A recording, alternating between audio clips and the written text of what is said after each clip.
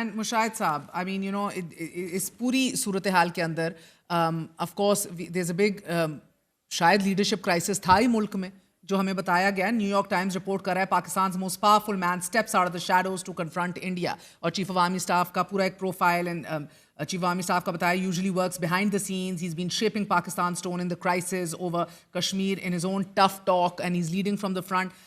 And बेहतरीन चीज़ हमारे लिए ये ज़रूर है कि हमारी अस्करी क़यादत बड़ी तगड़ी है and is not taking this lying down. But how well does this play out for your civilian leadership? I mean Shahbaz Sharif, his foreign minister, his cabinet. पहले तो मैं समझता हूँ कि मैं खराज तहसीन पेश करना चाहता हूँ मुनीर अकरम साहब को.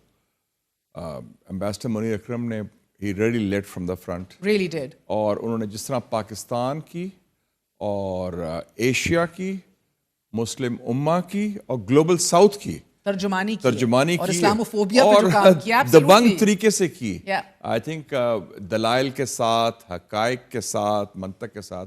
तो I think all Pakistanis are proud of him. Absolutely. और it's good to hear him virtually, and I think he was one of the finest ambassadors that we had in the United Nations. जनाब. तो having said that, मैं समझता हूँ कि इस वक्त एक होल ऑफ नेशन अप्रोच है.